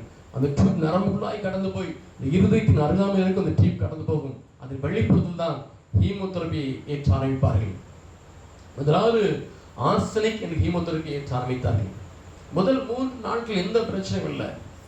4ஆம் நாள் பயங்கரமான வேதனை, உச்சந்திருந்த உள்ளாங்கள் வரைக்கும் பாருங்க வேதனை. துடிக்க ஆரம்பித்தேன், வழியால் துடிக்க ஆரம்பித்தேன், கதற ஆரம்பித்தேன். 1000 பேர் சூழ்ந்து கொண்டு கத்தியால் குத்துது போல் மரண வேதனை. டாக்டர்ஸ் எல்லாம் ஓடி வந்தாங்க. ஓடி வந்து பெத்தடின் இன்ஜெக்ஷன் கொடுத்து தூங்க வைத்து விட்டார்கள். அதன் வீரியம் எல்லாம் ஒரு சில மணி நேரம் மாத்திரம் தான் இருந்தது. மீண்டும் பெத்தடி என்று கதற ஆரம்பித்தேன். டாக்டர் சொன்னாங்க, தொடர்ந்து பெத்தடின் கொடுக்க முடியாது, வேறு ஏதாவது வழி நிவாரணை கொடுக்கிறோம் என்று சொன்னார்கள். மீண்டுமாக அவர்கள் இந்த இந்த ஹீமோதெரபி நிமித்தமாய் என்னுடைய நரம்புகள் எல்லாம் பாதிக்க ஆரம்பித்தது. உடம்பு சொன்னாங்க, தம்பி உன் நரம்பு மண்டலம் பாதிக்கப்பட்டிருக்கிறது, எந்த அளவுக்கு பாதிக்கப்பட்டிருக்கு பார்த்த பிற்பாடு தான் ஹீமோதெரபி கொடுக்க முடியும் என்று சொல்லி வீழ்ச்சல் வைத்து நரம்பில் தொடக்கி கொண்டு போனார்கள். அங்கு ஒவ்வொரு நரம்புகளாய் ஊசி நுழைத்து பரிசோதித்தார்கள். மரண வேதனை. கிடந்த 3 மணி நேரம் சோதனை நடைபெற்றது. அது முடிந்த பிற்பாடு என் சரீரத்தில் ஒரு சொட்டு பலம் கூட கிடையாது. என் மனைவி பார்த்து சொன்னேன், சீக்கிரமா என் படுக்கையில் கொண்டு போய் படுக்க வைத்து விடும். அவர் சொன்னா, வீல் சேர் இருக்கிறது, அது தள்ளி கொண்டு வந்த மனிதனை காணவில்லை, டிபார்ட்மெண்ட் ஃபோன் பண்ணி பார்க்கிறேன்னு சொல்லி ஃபோன் பண்ணி பார்த்தாங்க. அனுப்புறேன்னு சொன்னாங்க, யாரையுமே அனுப்பல. அப்படியே தரையிலே படுக்க ஆரம்பித்து விட்டேன். அவன் சொன்னான், பரவாயில்ல நீங்கள் வீட்டு சேர் உட்காருங்க, நான் தள்ளி கொண்டு போகிறேன். அப்போ நான் சொன்னேன், அது கஷ்டமான காரியம். ஏன்னா ஒவ்வொரு மாடி இணைக்கப்படும் போது மேடு பள்ளங்கள் வரும்.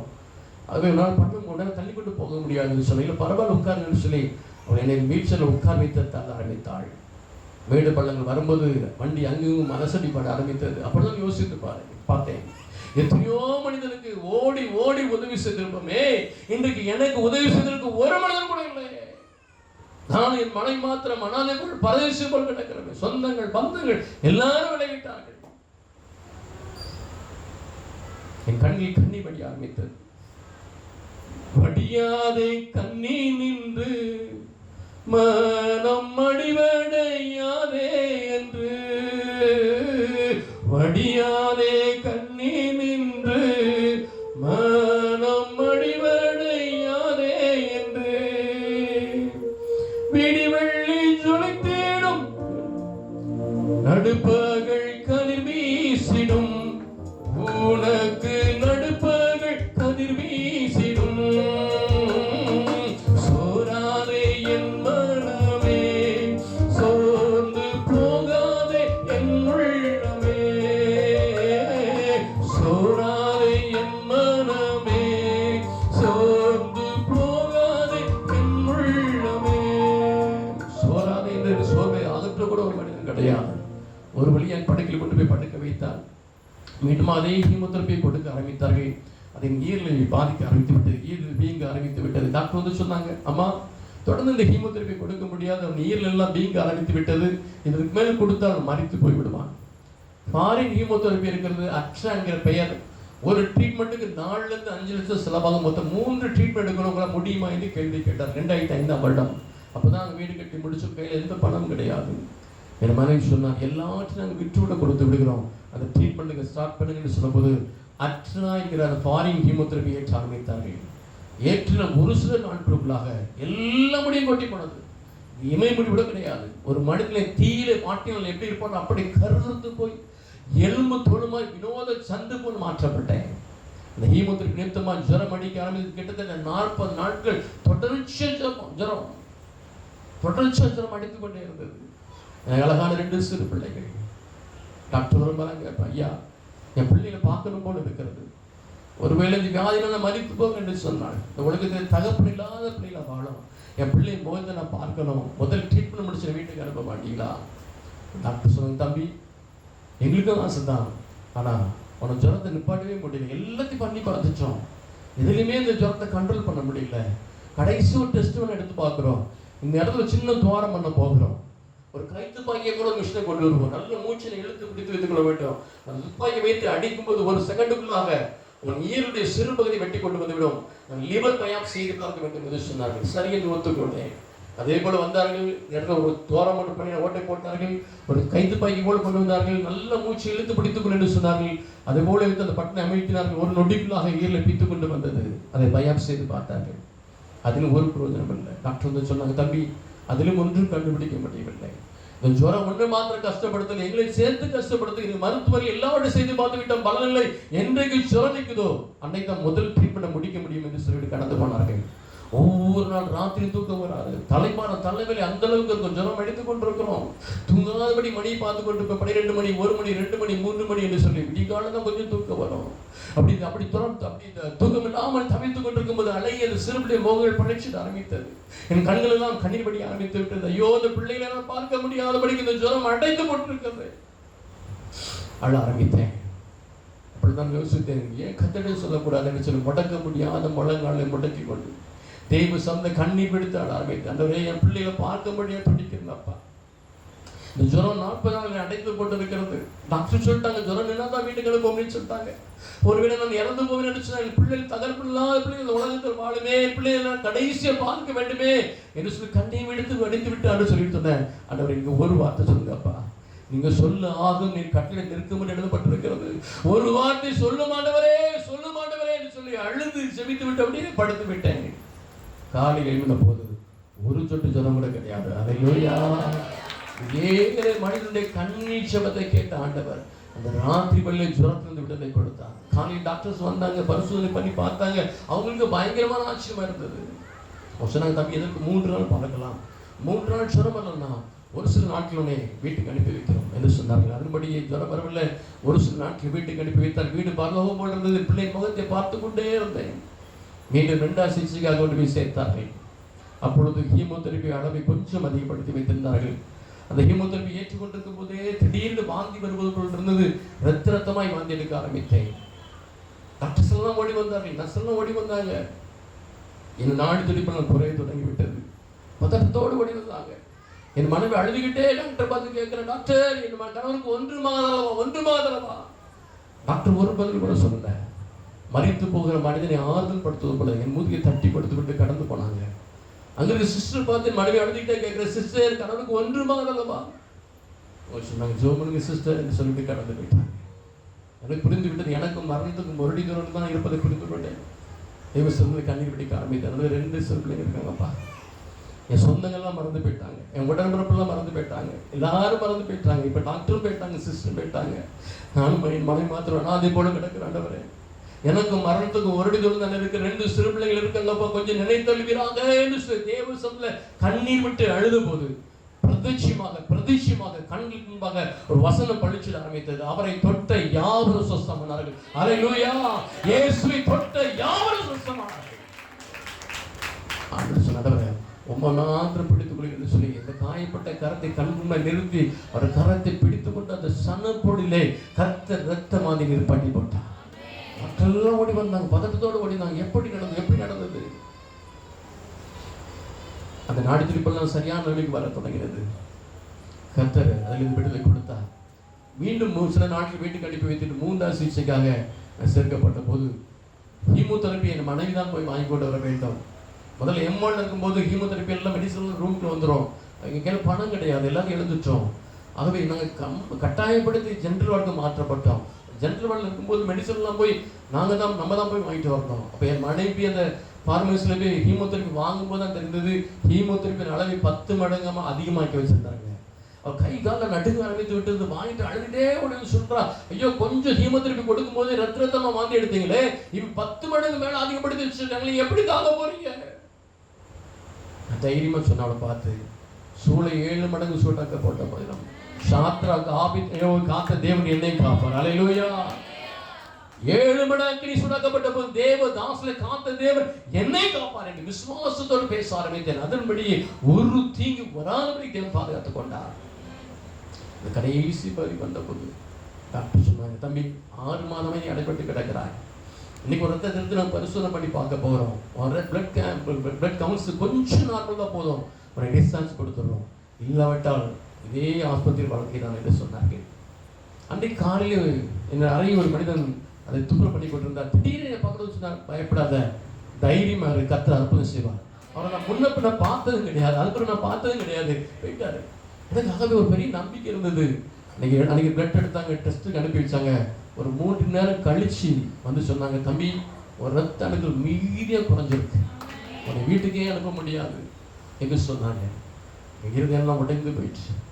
இதே ஒரு சிரமத்தில் அழ ஆரம்பித்தேன். சின்ன பிள்ளை போல அழுறேன், எனக்கு போதாப்பா, இந்த ஆஸ்பத்திரி அனுப்ப போதும். காலையில் தான் ஒரு மனிதன் கொடுத்து பேசுனீங்க, பயப்படாத கர்த்தர் அற்புதம் செய்வான்னு சொன்னீங்க. ஆனால் என் சரீரத்தில் இருந்த பிளட் இன்னும் குறைஞ்சி போச்சுன்னு சொல்கிறாங்க. நீ என்ன செய்யணும் தெரியாது, என்னை வீட்டுக்கு அனுப்புங்க ஆண்டவரே. எனக்கு சிறுபிள்ளை போல் அடை கொடுத்து என்னால் ஆரம்பித்தேன். மேல் டாக்டர் சொன்னாங்க, தம்பி ஜென்ரல் வார்டில் பெட்டில் ரொம்ப டிமாண்டாக இருக்குது, ஒரு 3 நாள் உன்னை வீட்டுக்கு அனுப்ப போகிறோம், நீ வீட்டுக்கு போகலாம். முடிச்சு 3 நாள் கழிச்சு வா, ஒரு ரத்தத்தை பரிசோதனை பண்ணி பார்க்குறோம், கொஞ்சம் நார்மலோட போதும், ஒரு டிஸ்சார்ஜ் கொடுத்துருவோம். இல்லாவிட்டால் இதே ஆஸ்பத்திரியில் அட்மிட் செய்யப்பட வேண்டாம். 3 நாள் வீட்டுக்கு வந்தேன். ஆண்டுடைய பாதத்தை மாத்திரம் படிச்சுக்கிட்டேன். தேவ சமூகம் சொன்ன, ஆண்டவரே இந்த பொல்லாத உயிர்க்குள்ளி நோய்க்கு உண்மை எல்லாமே யாராலும் விடுதலை கொடுக்க முடியாதப்பா. என் கண் கூட நான் பார்த்துருக்கிறேன். பணத்தை லட்சக்கணக்கில் கொட்டி டாக்டர் என்னை காப்பாத்துங்கன்னு போராடின பெற்றோரை பார்த்துருக்கிறேன். காப்பாற்ற முடியல. நான் படம் தான் மேலும் நினைச்சிட்டு இருந்தேன் பழைய வாழ்க்கையில. ஆனா லட்சக்கணக்கை கொட்டி டாக்டரை காப்பாத்துங்கன்னு துடிக்கிற பெற்றோரை பார்த்துருக்கேன், காப்பாற்ற முடியல. பலசாலியே வருவாங்க, ஹீமோதெரபி ஏற்றி எழும்புதோடு கண்களிலே காலிலே ரத்தங்கள் வடிவடிய துடி துடித்து இறந்து போன மரண காட்சியை பார்த்துருக்கிறேன். அழகா வருவாங்க, ஹீமோதெரபி ஏற்றி கருத்து போய் இளம்பரமா மரித்து போன காட்சியை பார்த்துருக்கிறேன். டாக்டர் தாங்க படித்த கல்வியில கசைக்கு போய் எப்படியாவது இந்த பேஷண்ட்டை காப்பாற்றணும் துடிக்கிற காட்சி பார்த்துருக்கிறேன், காப்பாற்ற முடியல. அப்பதான் புரிந்து கொண்டேன், இதெல்லாம் மேன்மை இல்லை, பணம் மேன்மை இல்லை, அறிவு மேன்மை இல்லை, ஆசி மேன்மை இல்லை, பலன் மேன்மை இல்லை, அழகு மேன்மை இல்லை, அதை நீங்க தான் மேன்மை. சொன்னது போல நான் சிலுவை குறித்து மேன்மை பாராட்டுவேன். அதை பார்த்து சொன்ன, இதெல்லாம் மேன்மை இல்லப்பா, நீங்க தான் எனக்கு மேன்மை சுவாமி. தீரண்டாஸ்தி உயர்ந்த கல்வி செல்வாக்குகள் மிக இருப்பினும், திரண்ட ஆசை உயர்ந்த கல்வி செல்வாக்குகள் மிக இருப்பினும், குருசை நோக்கி பார்த்த எனக்கு, குருசை நோக்கி பார்த்த எனக்கு உரிய பெருமைகள் யாவும் அப்பமே, உரிய பெருமைகள் யாவும் அப்பமே. உன்னை கிறிஸ்தே சுராஜா, உந்தன் சிலுவையின் மேன்மை, உந்தன் சிலுவையின் மேன்மை. 3 நாளும் அவனுடைய பாதை படிச்சுக்கிட்டாங்க. நீங்க தான் மேன்பாப்பா, நீங்க மாத்திர போது சாமின்னு சொல்லி கதனை பாதை பிடித்து கொண்டேன். 3 நாள் மாலை வெள்ள அளவில்லாத தெய்வ பிரசன்ன இறங்குவது உணர முடிந்தது. சரீரத்துக்குள் ஏதோ ஒரு மாற்று வந்ததை உணர முடிந்தது, ஒரு புதிய பலம் வந்ததை உணர முடிந்தது. ஜெபிச்சு முடிச்சுட்டு மனை பாச்சனை கத்தனை சுகப்படுத்தி விட்டார். அல்லேலூயா. எனக்கு ஏதோ ஒரு மாற்றத்தை நான் உணர்கிறேன், ஒரு புதிய பலத்தை உணர்கிறேன் என்று சொல்லிவிட்டேன். அடுத்த நாள் காலை ஜெபத்தோடு கூட வேலூர் மாவட்டத்தில் CMC மருத்துவமனை கடந்து போனோம். அவங்க லேப்ல போய் உங்க பிளட்டை கொடுத்துட்டு வாங்கன்னு சொன்னாங்க. பிளட்டை கொடுத்துட்டு காத்திருந்த போது ஒரு 3 மணி நேரம் கழித்து விக்கிரநாத் அறையிலிருந்து ஜான் பாக்கியராஜன் பேர் சொல்லி அழைத்த போது அவர் அறைக்குள் நாங்கள் கடந்து போனோம். அவர் முன்பாக லேப்டாப் வைக்கப்பட்டிருந்தது. அந்த பிளட் கவுன்ஸை பார்க்க முடியாது. லேப்டாப் ஓப்பன் பண்ணி நம்பரை போட்டு தட்டினோன்னு சொன்னார், அல்லேலூயா. அவர் சொன்ன சத்தமா சொன்னாரு, எல்லாருக்கும் சரியாய் மாற்றப்பட்டிருக்கிறது. அல்லேலூயா. ஒரு திடகாத்திரமான மனிதனுக்கு போல எல்லாம் மாற்றப்பட்டிருக்கிற ஆச்சரியமான காரியம். எதற்கு ஒரு 3 மாதம் கழித்து முழுமையை நான் பரிசோதனை பண்ணி பார்க்க வேண்டும் என்று சொன்னார்கள். 3 மாதம் கழித்து போன போது ஒரு ஜூனியர் டாக்டரை முகத்தையே பார்த்துட்டு இருந்தாரு. என்ன டாக்டரை முகத்தை பார்க்குறீங்க? அவரை நம்ப முடியாத அளவுக்கு கர்த்தர் எல்லாத்தையும் மாற்றி வைத்திருந்தார். பழைய கலையை கொடுத்து வச்சிருந்தாரு. உடம்பு எல்லாத்தையும் கதை மாற்றி வைத்திருந்தார். எல்லா டெஸ்ட் எடுத்து சொன்னாங்க, பரிபூர்ண ஆரோக்கியம் உண்டாயிருக்கு சொன்னாங்க. அல்லேலூயா. அந்த நிமிஷம் இந்த நிமிஷம் வரைக்கும் அந்த வியாதிக்குரிய எந்த பலன் இல்லாதபடி, எந்த மருந்து மாத்திரம் இல்லாதபடிக்கு இன்னைக்கு புதிய பலத்தை கற்றுக் கொடுத்திருக்கிறார். ஏனென்றால் அவர் நம்மை சுகமாக்குற தேவனாக இருக்கிறார். என்ன வியாதியாக இருந்தாலும் சரி சுகமாக்குற நல்ல தேவனாக இருக்கிறார். 30 நாளுக்கு தான் வாழ்க்கைன்னு சொன்னாங்கம்மா. அந்த 3 நாள் தேவனுடைய பார்த்து பிடிச்சு கண்ணி விட்டு எழுந்த போது அவர் என்னை குணமாக்கி வாழ வைத்திருக்கிறார். யாரிடம் போய் சொன்னா நம்ப விட மாட்டாங்க. நான் எப்போதும் நான் யாராவது லிஃப்ட் கேட்டாங்கன்னா எனக்கு சாட்சி சொல்லுறது வழக்கம். உடனே தம்பி விட்டு போய் நாங்கள் கோயிலம்பாக்கம் ஏரியாவில் போயிட்டு இருக்கும்போது ஏறினான். இறங்குற இடம் வரதுனால என் சாட்சி சுருக்கமாக சொன்னார். மீத்தேன் என் சரீரம் எல்லாம் அப்படி உருக்குலைந்து போனது தம்பி. ஏசப்பா தான் குணமாக்குனாங்க, நம்ம ஆளை வச்சிருக்காங்க, அவர் மட்டும் பிடிச்சிக்கணும்னு சொன்னேன். அவன் எல்லாத்தையும் கேட்டு வந்தான். இறங்க டைம் வந்தபோது சொன்னான், ஆனால் நீங்கள் இவ்வளோ சொன்னதெல்லாம் போய் தான் அண்ணே அப்படின்னா. ஏன் அப்படி சொல்கிறப்பா, நான் உங்களை பார்த்த கேன்சரில் பாதிக்கப்பட்ட ஆள் மாதிரியே தெரியல என்னன்னு சொன்னான். அல்லேலூயா. அப்படி ஆண்டவர் குணமாக்குற ஆண்டவர். எல்லாவற்றையும் இழந்து போய் கிடந்தான். எல்லாம் வியாபாரத்திலும் மூடப்பட்டு விட்டுருந்தேன். எல்லாவற்றையும் எடுத்து போயிட்டோம். அடுத்த வேலை சாப்பாடு கூட பணம் கிடையாது. எல்லாவற்றையும் எடுத்து போனோம். கர்த்தர் இன்றைக்கு எல்லாவற்றையும் பல மடங்கு திருப்பி கொடுத்த ஆசீர்வதித்து வைத்திருக்கிறார். ஒய்ஃப் வந்து ஒரு பிரைவேட் ஸ்கூலில் வேலை பார்த்தாங்க. பள்ளிக்கரணில் ஒரு கிறிஸ்டின் ஸ்கூல் தான். மீண்டும் அந்த ஸ்கூலுக்கு வேலைக்காக போகும்போது அவங்க சொன்னாங்க, இல்லைம்மா அவங்க கணவருக்கு வந்து போது மோசமான வியாதி, மீண்டும் வியாதி வரலாம், ஆகவே நீ ஈவினிங் பண்ணி சூழ்நிலை வரும், அது உனக்கும் கஷ்டம் எனக்கும் கஷ்டம் என்று சொன்னார்கள். வரும்போது அழுதுகிட்டே வந்தார். என்னங்கிட்ட வேற எந்த வருமானம் கிடையாது. அவன் சொன்னான், வேலை கொடுக்க மாட்டேன்னு சொல்லிட்டாங்க.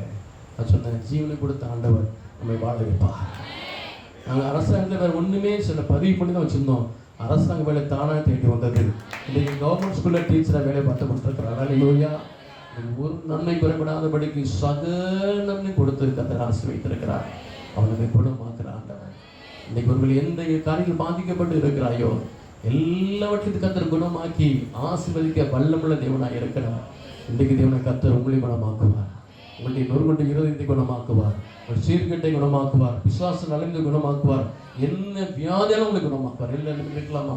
உங்களை ஜெபிக்க போகிறேன். தேவ சம்பந்தம் நோக்கி பாருக்கலாம். கர்த்தர் நம்மளோட பேசி இருக்கிறார். எப்ராயிமை கைப்பிடித்து நடக்க படைக்கினேன், ஆனால் தங்களை குணமாக்குறது என்பதை அறியாமல் போனார்களே என்று கர்த்தர் கண்ணீர் வடிக்கிறார். இன்னைக்கு அவரே நம்மை குணமாக்குற ஆண்டவர். படைக்கப்பட்ட பிள்ளத்தோடு வந்திருக்கிறாயோ தெய்வ பிள்ளையே, கர்த்தரை ஆசீர்வதிக்க போகிறார். பிள்ளை பாக்கியம் இல்லாதபடிக்கு அன்னார் உடைந்து போன நிலத்தோடு கூட அந்த ஆளுநரை கண்ணீர் வடித்தார். ஏழின் கண்ணோடு சரியாய் பார்க்கவில்லை. கர்த்தர் சரியா இருதயத்தை பார்த்தார். நொறுங்குண்ட இருதயத்தை கர்த்தர் குணமாக்கி தீர்க்க தரிசி கொடுத்து கர்த்தரை ஆசீர்வதித்தார். இன்றைக்கு கர்த்தர் வாழ்க்கையில் அற்புதங்களை செய்ய போகிறார். நொறுங்குண்ட இருதயத்தை தேவனாய் கர்த்தர் குணமாக்க போகிறார். காயங்களை கர்த்தர் ஆற்ற போகிறார். ஒருவேளை ஏதோ ஒரு சீர்கட்டி மத்தியில் வாழ்ந்து கொண்டிருக்கிறாயோ, தேவனாய் கர்த்தர் சொல்கிறார், சீர்கட்டை நான் குணமாக்குவேன். நான் மனப்பூர்வமாக உன்னை சிநேகிப்பேன். என் கோபம் எல்லாம் உன்னிட்டு நீங்கிட்டு கர்த்தர் எல்லாம் சீர்கட்டி மாற்ற போகிறார். ஒருவேளை இன்னைக்கு ஒரு பிசாசு வல்லமையில் அலங்கரிக்கப்பட்டு இருக்கிறாயோ, இன்னைக்கு எந்த வல்லமையாக இருந்தாலும் சரி, எந்த செய்வனை கட்டாக இருந்தாலும் சரிதான், என்ன வல்லமையாக இருந்தாலும் சரிதான், எல்லா வல்லமையும் மாறப்போகிறது.